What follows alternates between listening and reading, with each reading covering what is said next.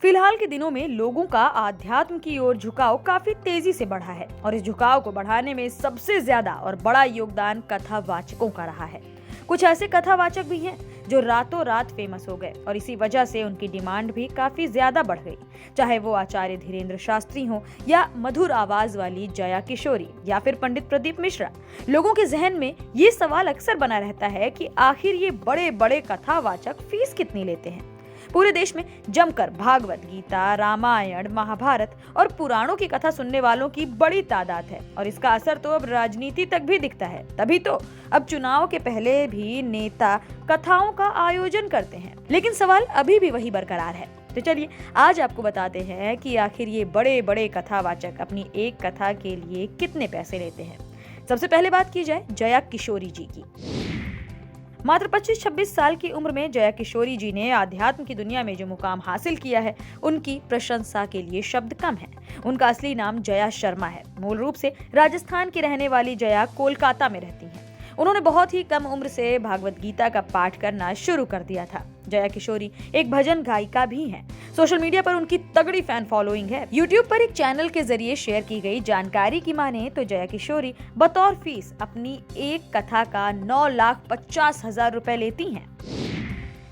देवकी नंदन जी महाराज, जिन्हें देश में हर कोई जानता है, देश के सबसे लोकप्रिय और सबसे महंगे कथावाचक के तौर पर भी उन्हें जाना जाता है। मथुरा के अहोवा गांव में जन्मे ठाकुर ने मात्र 6 साल की उम्र में अपना घर छोड़ दिया और वृंदावन चले गए। देवकी नंदन सनातन धर्म विरोधियों के खिलाफ कड़वी बातें कहने को लेकर अक्सर चर्चा में बने रहते हैं। उन्हें साल 2015 में यूपी रत्न पुरस्कार से सम्मानित भी किया गया था। अब अगर देवकी नंदन जी महाराज की एक कथा करने की फीस की बात करें तो खबरिया वेबसाइट्स बताती हैं कि देवकी नंदन महाराज एक कथा करने के लिए 10 से 12 लाख रुपए लेते हैं। मध्य प्रदेश के सीहोर जिले के रहने वाले पंडित प्रदीप मिश्रा एक मशहूर कथावाचक हैं। उनके कार्यक्रम के लिए भक्तों की लंबी कतारें लगी रहती हैं। पंडित मिश्रा शिव पुराण की कथाओं को कहने के लिए काफी ज्यादा मशहूर हैं। हालांकि वो एक कथा के लिए कितनी फीस चार्ज करते हैं, इसकी सटीक जानकारी उपलब्ध नहीं है, लेकिन बताया जाता है कि वो अपनी एक कथा के लिए लाखों रुपए चार्ज करते हैं। बागेश्वर धाम के पीठाधीश्वर पंडित धीरेन्द्र कृष्ण शास्त्री हालिया विवाद के कारण काफी ज्यादा सुर्खियों में रहे हैं। जया किशोरी जी की तरह वो भी एक युवा संत हैं, जिनका जन्म 1990 का बताया जाता है।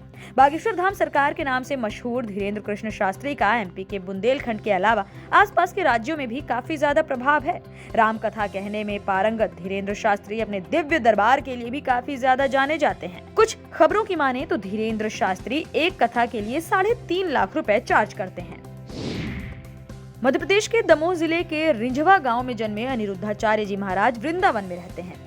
अनिरुद्धाचार्य भी अपनी कथा और प्रवचनों के दौरान लोगों को गौ सेवा और जीवन के मूल्यों के बारे में बताते हैं और जमकर सनातन धर्म का प्रचार प्रसार भी करते हैं। एक वेबसाइट में दर्ज जानकारी के मुताबिक महाराज के कार्यक्रम के लिए 7 से 10 लाख का बजट होना जरूरी है। हालांकि इनमें से कितना वो फीस के रूप में लेते हैं, ये जानकारी कहीं पर भी स्पष्ट नहीं की गई है। राम कथा सुनाने वाले मुरारी बापू को आखिर कौन नहीं जानता होगा। जिसने भी राम कथा सुनी है उसने कभी न कभी मुरारी बापू को जरूर सुना होगा। मुरारी बापू न सिर्फ अपने देश में बल्कि दुनिया भर में राम कथा कहने के लिए मशहूर हैं। अपनी राम कथा सुनाने के लिए वो कई देशों की यात्रा पर भी जाते हैं।